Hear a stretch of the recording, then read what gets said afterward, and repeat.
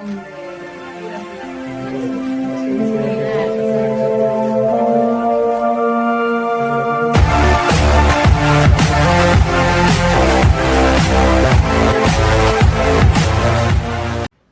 buenas tardes a todos los oyentes de CIE Radio, la emisora oficial del Club Internacional de Empresarios y Emprendedores.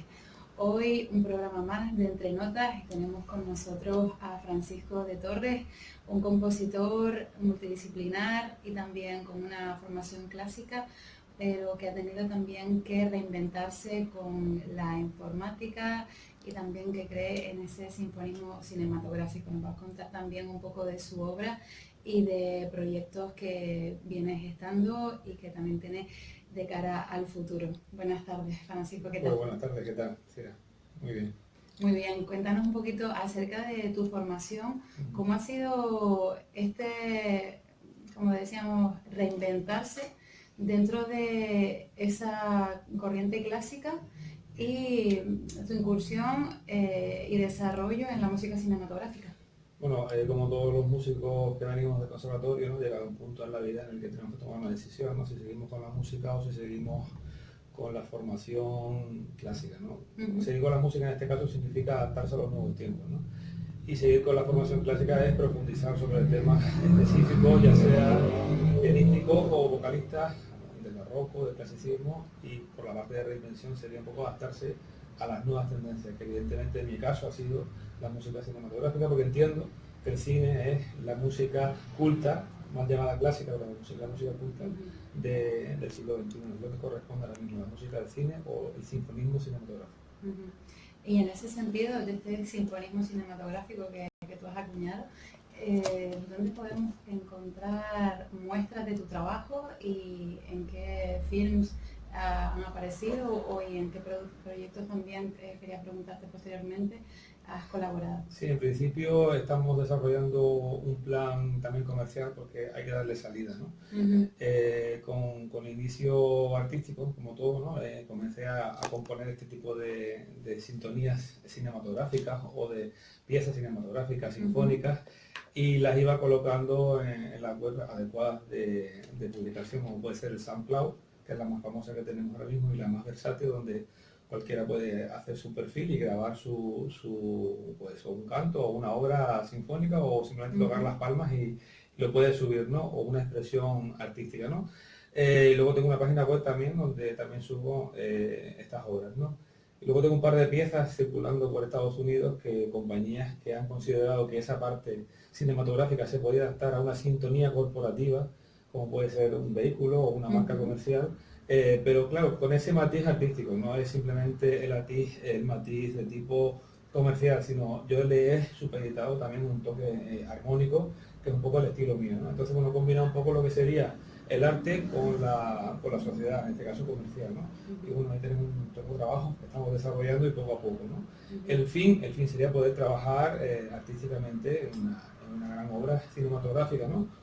O crear un entorno cultural donde los artistas, como comentábamos el otro día, pues pudieran desarrollar, ¿no? Son como piedras que van puliéndose unas a otras y al final, pues quién sabe si se puede sacar de ahí un estilo nuevo, una tendencia nueva o una escuela de un momento determinado, como ha pasado en el pasado, ¿no? Son escuelas de formación, de pensamiento, no solamente musical, también podemos hacer de tipo artístico, con pictóricos, escultores, porque no políticos, que está muy de moda también, pero básicamente es así como se consolida la creación, ¿no? A través de hacer cosas y de rozar esas piedras, ¿no? Pulirlas. En este sentido, bueno, para ti las nuevas tecnologías son indispensables en el desarrollo de tu trabajo. Comentabas antes SoundCloud, también este hecho de producir sinergias a través del encuentro de diferentes artistas, en nuestro caso pues de tipo artístico. ¿Te gustaría llevar a cabo un proyecto aquí en Canarias? Porque bueno, tus raíces, aunque llevas muchos años aquí, en Canarias tus raíces son de Ceuta y también pues entiendo que tienes esa fusión de culturas y ese multidisciplinar. Esas piedras que se pulen unas a otras al final sale un producto. Con respecto a lo primero que has dicho, sí, es necesario comprender que el compositor de música del siglo XXI bueno, pues puede hacerlo a lápiz y papel como clásicamente se ha hecho, pero ahora hay una serie de tendencias que son informáticas, ¿no? El soporte informático es fundamental porque te permite conocer con amplitud y dominar con amplitud también pues toda la gama orquestal con una sola computadora, ¿no?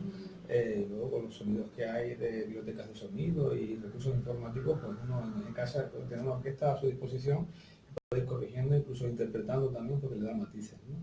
Eso es fundamental para comprender que la música actual ya no se hace como antes, ¿no? Y después, a través de diversas reuniones que he tenido con otros compositores, hemos ido puliendo estas técnicas, ¿no? De tal forma que a través de esa comunión que tú decías entre varios artistas, entre varias disciplinas, hemos conocido que la composición ha cambiado. Ya no se compone como antiguamente con lápiz y papel, sino que ahora tienes que dominar un recurso informático y el concepto de composición ha cambiado. Hemos dado un salto tecnológico y eso es lo que ha producido pues esas bellas melodías que vemos en los cines, en las películas, en las bandas sonoras, que son tremendamente parecidas a las que se componían en el siglo XVIII y XIX, pero que tienen un matiz de potencia superior porque la combinación de esos elementos con los programas informáticos ha dado un salto tecnológico a lo que es el arte, ¿no? Cuando nosotros estamos viendo, por ejemplo, una película de infantil en la que sale un dragón y unos chicos y tal, tipo Harry Potter o tipo cosas de estas, nosotros sabemos que el dragón no está ahí, sabemos que ha sido una ficción creada por informáticos, pero es tan real. Pues la música sinfónica es parecida a la que se hace ahora mismo, ¿no? Tenemos programas de composición que son tan elevados en calidad que no sabemos distinguir cuando toca la orquesta física o la orquesta digitalizada, que se llama. No es digital, es digitalizada, ¿no? Puesto que los sonidos que se sustraen de esas bibliotecas de sonido son reales. Lo único que hace el programa es combinarlos como nosotros queramos. Entonces, claro, el concepto de composición ha cambiado, ¿no? Y de hecho estaba escudriñando esta semana en el Conservatorio Profesional de Música de Las Palmas, en Superior, y en la parte de composición se analiza este tipo de recursos, ¿no? Cómo la música informática, ¿no? A través de la informática ha cambiado lo que es el concepto de composición. Ya no, los conceptos clásicos solamente son eminentemente teóricos y eminentemente interpretativos para las obras que son clásicas, ¿no? Desde cualquier época, ¿no? Pero actualmente ha cambiado todo ya. No solamente en la música, sino en el cine, en el arte, incluso hay programas app para dibujar arte. Cosa que yo, haciéndolo en música, me llama la atención incluso, ¿no? Pero son curiosas, ¿no? Sí. Entonces podríamos decir que no solamente ha cambiado el lenguaje, en un sentido que incide más, quizás me atrevo a decir, en la parte emocional, también con esa conjunción en la imagen, y también a nivel pues, de los propios sonidos y el trabajo colaborativo. En ese sentido, ¿has realizado alguna obra que haya sido en conjunto con otros compositores? Es un reto importante, no ha sido realizada, pero hay obras que son de calado importante en las que han formado parte equipos de compositores, porque así lo requería tanto el contrato como la obra, ¿no?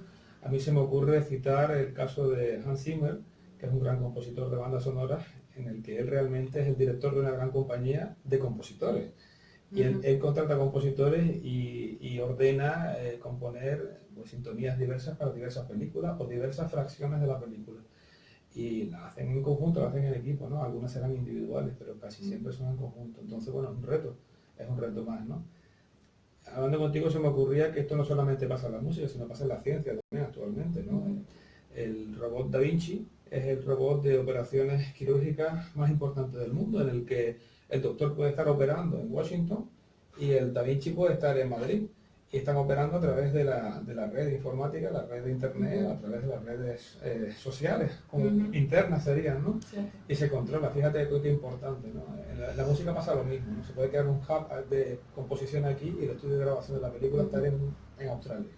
En ese sentido, porque también hay precisamente por el conservadurismo que a veces se ha visto ligado a la música culta o a la música clásica, se ha un poco, por así decirlo, demonizado las redes sociales, no tanto la tecnología porque se ha utilizado quizá como recurso, pero sí las redes sociales y se ha tenido esa figura del compositor como todavía sigue latente ese mito de una persona solitaria que está en su cueva y como un artesano construyendo. Entonces, pues se van, digamos, ampliando las barreras y no solamente a nivel colaborativo desde un punto de vista de un solo entorno, sino que también se puede colaborar incluso desde otros puntos del mundo, como decías, ¿no? Sobre todo tu desarrollo en Estados Unidos a nivel de la proyección de tus obras. Claro, en el mundo de la sociedad de la información y la comunicación, como se ha llegado a nombrar este estado, ¿no?, informático mundial moderno, como te comentaba antes, podemos estar componiendo aquí en Gran Canaria y mandar la obra a través de un paquete de datos pues a cualquier lado del mundo, Alemania, por citar otro sitio, no solamente Estados Unidos, sino Sí. Alemania o Londres, ¿no?, Inglaterra, Europeo. y mandarle allí un paquete de datos para una obra, una sintonía televisiva o una banda sonora de un gran documental. Y bueno, y el documental grabase en Sudáfrica, ¿no?, y está todo conectado a través de la red, ¿no? Bueno, es algo global, tenemos que adaptarnos, ¿no? Hay momentos de introspección, por supuesto, ¿no?, en el que el compositor necesita silencio. Oye, se acabó, se tiene que aislar. Apagar. Pero si te sirve un poco de dato personal mío, yo casi nunca creo estando delante en silencio del ordenador. Casi siempre la inspiración viene un poco dada por los acontecimientos sociales, puesto que vivimos en comunidad, ¿no? Hay veces que uno va por la calle y se le ocurre algo, cuando llega a su casa lo plasma, ¿no? Es así un poco el momento creativo, ¿no? Y hay otros momentos que son, por supuesto, personales y individuales, ¿no? Se combina todo. También va mucho con la personalidad del compositor. Como hay varios tipos de personalidades, pues supongo que habrá varios tipos de entornos creativos. Exacto. Es lo lógico. Sí, quizás eso se ha creado ese mito en torno a la figura del compositor, de ese punto de demiurgo, ¿no? También te quería preguntar, ¿cuál es para ti actualmente la problemática con la que te encuentras como compositor para desarrollar tu labor? Bueno, principalmente la problemática es personal, casi siempre, porque depende de tus condiciones de partida, ¿no? Pero evidentemente en un mundo el mundo político relacionado con el trabajo es importante, ¿no? Porque si no hay condiciones para que un músico como autónomo pueda desarrollar una labor, pero claro, de esto depende de la contratación también, ¿no? Entonces, de la calidad, va todo relacionado, ¿no? Hay que citar un dato muy importante, muy grave. En España, bueno, en Canarias, el dato nacional no lo sé ahora mismo, pero en Canarias estamos en torno a un 20-25% de paro. Es decir, eso arrastra no solamente a obreros y maestros, sino también a los músicos, compositores y actores. Es decir, no hay condiciones de trabajo que favorezcan la contratación de este tipo de profesionales, y más en el campo artístico. Entonces, exacto, hay un régimen especial. Hay un régimen especial, hay una lucha grande. Entonces, al final, observamos que la mayoría de los artistas, y no vamos a decir compositores, sino la mayoría de los artistas en general, tienen problemática para desarrollar su campo, puesto que no hay para todos, no hay contratación para todos, y terminan pues trabajando otra cosa y dedicando tiempos libres, que casi siempre suelen ser a última hora del día, cansado, pero sacan energía a dedicarse a desempeñar su oficio, ¿no? Esto choca un poco con lo que sería el producto creativo, ¿no? Porque claro, eso declina la calidad final porque no le dedicas todo el tiempo, no estás al 100%. Por tanto, vuelvo al inicio de mi explicación, necesitas un recurso inicial, ¿no? Casi siempre el mecenazgo ha venido un poco a suplir esto, ¿no? Pero es algo muy particular porque el mecenas o el patrocinador elige a una serie determinada de creadores y se quedan fuera mucho. Para eso te decía un poco el tema de la política, ¿no? Se debe regular desde el Estado algún tipo de ayuda para iniciar la marcha a este tipo de creadores y guión profesionales, ¿no?, que se dedican a ello, y es una labor social. Y si no se desarrolla, pues como te dije antes, declina la calidad cultural de la zona donde se ve este fenómeno. De tal forma, por citar un país que tiene un 3% de paro, en ese país, pues tú me dirás, todo el mundo trabaja, entonces incluidos los compositores, los creadores, hay para todos, ¿no? Porque hay posibilidad de contratación para todos, ya que hay condiciones. Los impuestos son distintos, quizás menos, y por supuesto hay más demanda y más oferta de este tipo de profesionales, ¿no? Entonces se soluciona un poco así. En España, pues todos conocemos el nivel del arte, ¿no?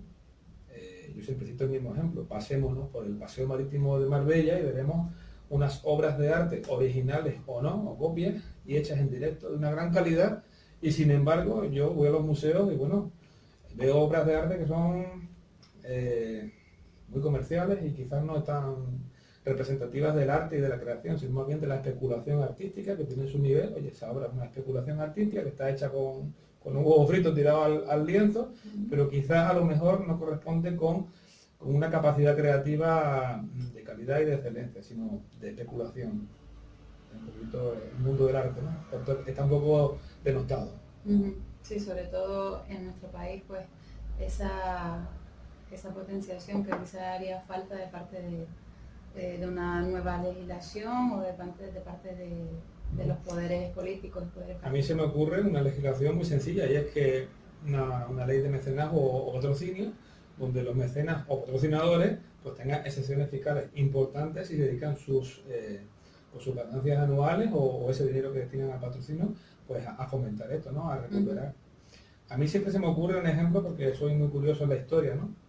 Creo que era Bertoldo, que estaba en Italia, que tenía un taller de escultura, creo recordar, y recogía a niños de la calle, y creo que en esa recogida recogía un par de ellos muy buenos, de la Venecia y de la Florencia del siglo XVI, XVII, XV, XVI. Es decir, rescató artistas de la calle y al final fueron los constructores y los escultores de todas las obras de arte del Renacimiento italiano, y estaban en la calle, y eran niños que estaban abandonados, ¿no? Entonces sirva de ejemplo esto para ver que hay veces que el patrocinio funciona porque cumple una labor artística y una labor social. Son personas que estaban en la calle, totalmente desahuciadas, y eran artistas, ¿no? Se les dio una salida, ¿no? Hoy en día no sucede esto porque no estamos en ese desahucio total, pero sí obligas a estas personas pues a perder su arte y a no devolvérselo a la sociedad pues en forma de obras de arte. Se me ocurre en este sentido todo el sistema de orquesta de Venezuela del maestro Abreu, ¿no? Por traerlo un poco también al campo de la música culta. Y bueno, en este sentido también combinando la música culta y la música tradicional, ¿no? Y como proyectos futuros, ¿en qué estás trabajando y qué te gustaría hacer?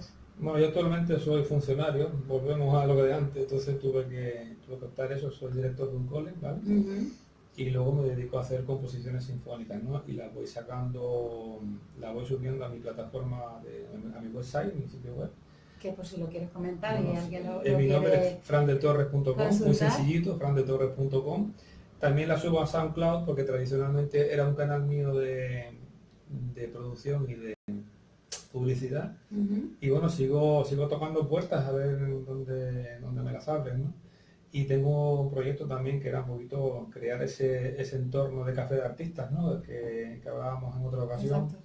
Que bueno, que es un proyecto más bien sociocomunitario, si se puede llamar así, en el que pues los artistas, que no tienen por qué ser compositores, sino pueden ser vocalistas, pueden ser actores, pueden ser pintores, pueden ser políticos, pueden ser empresarios, pueden ser maestros. Es un entorno cultural para fomentar y crear ese vínculo asociativo que al final luche por lo que estamos defendiendo, ¿no? Citábamos los gremios también, citábamos los colegios profesionales, pero los artistas no creo que tengan actualmente unificado un gran grupo de defensa de los derechos del arte en general, no de los artistas quizás, sino del arte en general, como un bien social, como un factor de crecimiento, como un factor de industria, entendida la industria como una potencia cultural que pueda exportar valores también, no solamente capacidades artísticas, sino valores sociales, ¿no? O valores históricos, si son series documentales, bueno, es decir, un poco todo, ¿no? En definitiva, un país crece o se desarrolla completamente cuando todos sus elementos van avanzando más o menos a la par, depende mucho de muchos factores económicos, sociales, políticos, etcétera, ¿no? Culturales. Pero cuando un país solo asciende, pues por ejemplo, en el campo armamentístico, pues al final sabemos que va a ser una dictadura bélica. Es un ejemplo que tenemos en la historia, ¿no? Entonces, para que un país se desarrolle, tiene que desarrollarse en todos sus campos sociales más o menos a la vez. Y el mundo del arte siempre va a la cola, un poco rezagado en un vagón que va a ir, no se sabe cómo se va a mantener mucho. Y solo el que encuentra el camino entra. Y bueno, es injusto también porque abandonas a muchos atrás, ¿no? Y esa gente son, entre comillas, esa fuga de cerebro que se habla, ¿no? Y es arte que se pierde, ¿no? Y en definitiva, todo lo que hemos aprendido nosotros, los artistas, lo hemos aprendido de artistas del pasado, que si no hubieran sido denostados, hubieran perdido la oportunidad, pues no existiría nada, estaríamos en la edad de piedra. Quizá esa falta de gremio de artistas puede deberse primero, evidentemente, a las características históricas y culturales, en este caso en España, y bueno, una cierta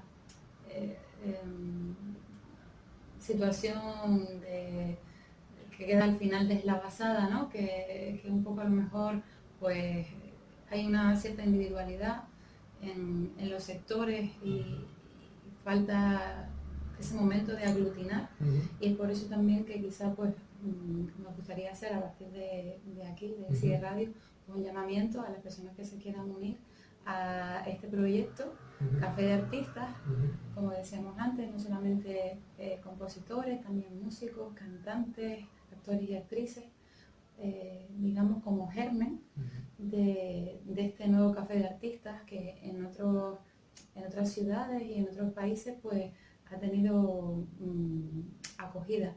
Entonces, a partir de aquí, pues esa fue un poco la idea que a mí me fascinó, aparte del trabajo que tú llevabas desarrollando, este momento para, a través de la radio y de este medio de comunicación que tenemos, para conectar con nuestra audiencia y poder formar ese café de artistas. Fíjate qué importante es que cuando un científico está en su casa dándole vueltas a la película y tal, de cómo hace una nueva vacuna o tal, quizás ponga música de fondo para inspirarse, ¿no? Digamos, me gusta la guerra de las galaxias, voy a poner tal.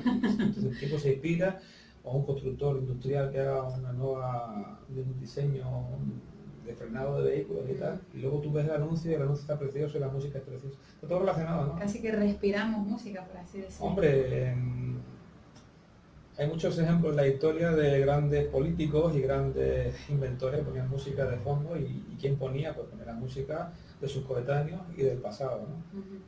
Creo que fue Mendelssohn quien en el siglo XIX rescató toda la obra, toda la serie de Bach, y Bach estaba perdido. Bach había sido un compositor un poco del día a día, que trabajaba por encargo para la iglesia, para los pequeños reinos europeos, iba sacando obras, desarrolló un barroco, se instruyó mucho en la técnica del órgano, también en la instrumental de cuerda, pero ahí quedó la historia. Y luego murió, tenía muchos niños, siempre nos enseñan, tenía muchos niños que le revoloteaban cuando componía con su mujer y no sé cuánta gente en la casa. En una esquinita, en una habitación que tenía no sé cuántos espacios, muy chiquitito todo. Y queda ahí. Pero fue Mendelssohn el que dijo, bueno, se acabó, yo soy un productor musical y yo paso de todo y ahora mismo vamos a sacarlo para adelante. Quizás tuvo muchos noes, pero tuvo buenos síes. Y entonces lo sacó adelante. Y bueno, para mí Bach es una inspiración. Quizás pues gracias a Mendelssohn, que lo rescató. Ese mecenazgo, en este caso fue un mecenazgo, creo que compró las partituras, hizo una serie de maniobras comerciales, se puso a buscar, ¿no? Escudriñó un poco y rescató todo lo que pudo. Bueno, pues ahí tenemos un ejemplo de que si hay intención, ganas y posibilidades, se renace el arte. Eso estaba perdido. Había otros músicos barrocos que eran relevantes de la época, Händel sonó mucho porque Inglaterra se encargó de potenciarlo, esa flema británica, ¿no? Anglosajona, pero Bach se quedó un poco atrás, y mira tú, es el ejemplo. De hecho, sus hijos fueron muchísimo más famosos en vida que el propio Johann Sebastian Bach. Claro. Pues hasta aquí nuestro programa. Muchísimas gracias, Fran, por estar en el programa con nosotros. Un placer. Y nada, pues les invitamos a otro programa más de Entre Notas y muchísimas gracias por estar ahí. Un abrazo. Saludos.